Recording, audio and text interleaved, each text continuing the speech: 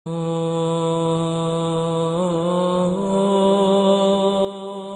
اللہ الرحمن الرحیم۔ شروع کرتا ہوں اللہ تعالیٰ کے نام سے جو بڑا نہایت اور رحم کرنے والا ہے۔ السلام علیکم ناظرین، میں ہوں محمد یونس اور آپ دیکھ رہے ہیں ہمارا یوٹیوب چینل حدیث محمد۔ دوستو، پاکستان جیسے بہت سے مسلم ممالک جنہوں نے اسرائیل کو ابھی تک تسلیم نہیں کیا، وہاں کے لوگ بہت ہی کم تعداد میں فلسطین، یروشلم پہنچ پاتے ہیں، لہٰذا انٹرنیٹ کے ذریعے ہی لوگ یروشلم کو دیکھتے ہیں اور اس کو جاننے کی کوشش کرتے ہیں، جو دنیا کے 3 بڑے مذہب اسلام، یہود اور عیسائیت کے لیے یکساں احترام رکھتا ہے۔ دوستو، اگر آپ گوگل پر مسجد اقصیٰ لکھ کر سرچ کریں تو امیج رزلٹ میں آپ کو 99% ایک سنہری گنبد والی عمارت ہی دیکھنے کو ملتی ہے، جس کے بارے میں یہ تاثیر کیا جاتا ہے کہ یہ مسجد اقصیٰ ہے، لیکن حقیقت یہ ہے کہ یہ مسجد اقصیٰ نہیں ہے۔ یہودی میڈیا اس سنہری گنبد والی عمارت کو ہی کیوں مسجد اقصیٰ ظاہر کرنے پر تلا ہوا ہے، اور حقیقت میں مسجد اقصیٰ کون سی ہے اور یہ سنہری گنبد والی عمارت کون سی ہے، اس سب کی حقیقت آج ہم آپ کو اس ویڈیو میں بتائیں گے۔ لیکن اس سے پہلے اگر آپ نے ہمارے چینل حدیث محمد کو سبسکرائب نہیں کیا تو برائے کرم سبسکرائب ضرور کر لیجئے گا، تاکہ ایسی ہی حقیقت سے بری ویڈیو کا نوٹیفیکیشن آپ کو ملتا رہے۔ دوستو، سب سے پہلے سنہری گنبد والی عمارت کے بارے میں جانتے ہیں،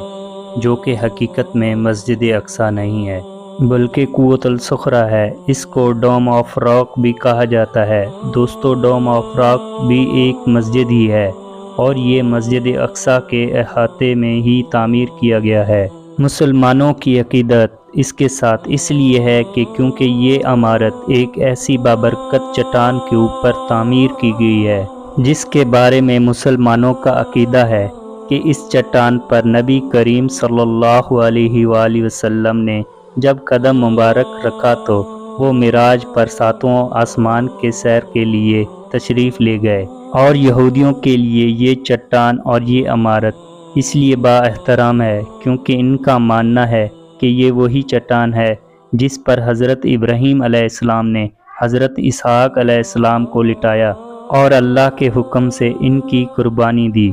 لیکن مسلم عقیدے کے مطابق وہ حضرت اسحاق علیہ السلام نہیں بلکہ حضرت اسماعیل علیہ السلام تھے، جن کو حضرت ابراہیم علیہ السلام نے اللہ کے حکم سے قربانی کرنا چاہا، لیکن اللہ تعالیٰ نے ان کی جگہ ایک مینڈے کو قربان کیا اور حضرت ابراہیم علیہ السلام کی قربانی قبول فرمائی،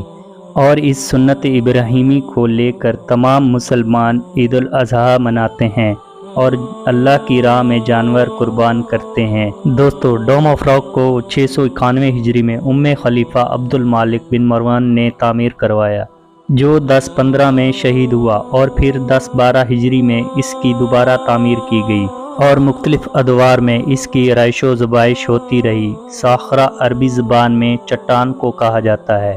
اور کعبہ دوم یعنی گنبد کو کہا جاتا ہے، اور اس کا گنبد سنہری اس لیے ہے کیونکہ اس پر اردن کے بادشاہ شاہ حسین نے اپنے دور حکومت میں 200 کلو سونا لگوایا۔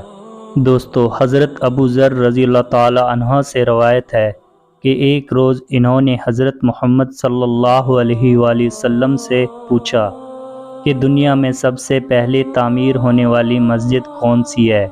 تو آپ صلی اللہ علیہ وآلہ وسلم نے فرمایا مسجد الحرام، اور پھر میں نے پوچھا کہ دوسری مسجد کون سی تعمیر ہوئی، تو آپ صلی اللہ علیہ وآلہ وسلم نے ارشاد فرمایا کہ مسجد الاقصیٰ، تو میں نے پوچھا کہ ان دونوں کے درمیان کتنے وقت کا فاصلہ ہے،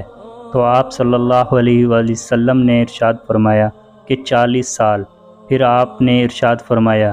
کہ جس جگہ بھی نماز کا وقت ہو جائے فوراً نماز پڑھ لو، تمہارے لیے تمام زمین مسجد ہی ہے۔ دوستو، ڈوم آف راک حقیقت میں مسجد اقصیٰ کے احاطہ میں ہی تعمیر کیا گیا ہے، لیکن یہ مسجد الاقصیٰ نہیں بلکہ مسجد الاقصیٰ کی عمارت اس سے چند 100 میٹر کے فاصلے پر ایک مستقل شکل کی عمارت کی صورت میں موجود ہے۔ مسجد الاقصیٰ کو حضرت سلمان علیہ السلام نے جنات کی مدد سے تعمیر کیا۔ جو دوستو حدیث مبارکہ میں مسجد الحرام اور مسجد الاقصیٰ کی تعمیر میں 40 سال کا ذکر کیا گیا ہے، لیکن حضرت سلمان علیہ السلام اور حضرت ابراہیم علیہ السلام کے دور کے درمیان میں کئی صدیوں کا فاصلہ ہے۔ تو علماء اس کا خلاصہ اس طرح کرتے ہیں کہ حقیقت میں مسجد الاقصیٰ کا کام حضرت اسحاق علیہ السلام کے دور میں ہی کر دیا گیا۔ اس کی تکمیل آخر کار حضرت سلمان علیہ السلام کے دور میں ہوئی۔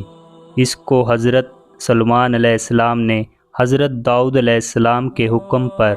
جنات سے تعمیر کروایا، اور پھر بنی اسرائیل کی سرکشی کو دیکھتے ہوئے اللہ تعالیٰ نے بنی اسرائیل کو آزمائش میں مبتلا کیا،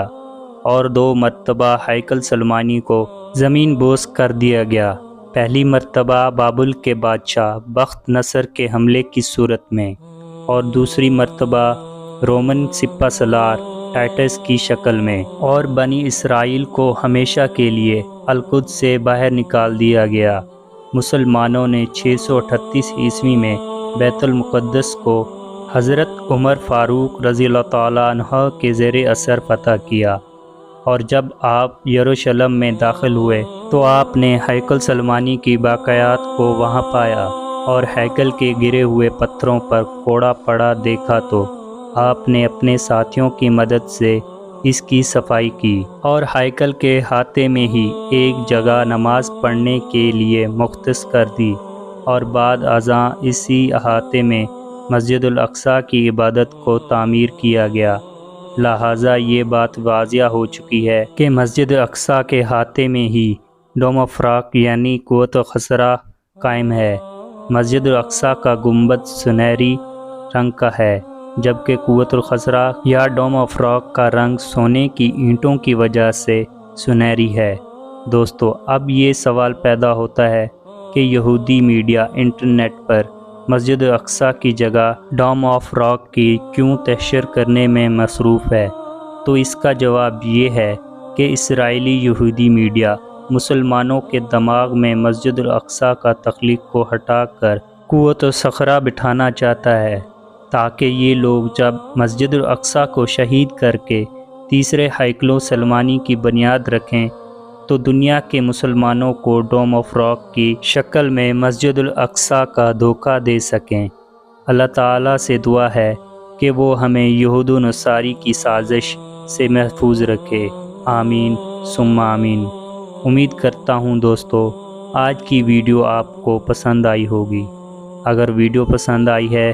تو ویڈیو کو لائک، شیئر اور کمنٹ سیکشن میں اپنی رائے کا اظہار ضرور کر دیجیے گا، اور جاتے جاتے چینل کو سبسکرائب کر کے ہماری حوصلہ افزائی بھی کر دیجیے گا۔ اپنا اور اپنے گھر والوں کا بہت سا خیال رکھیے گا۔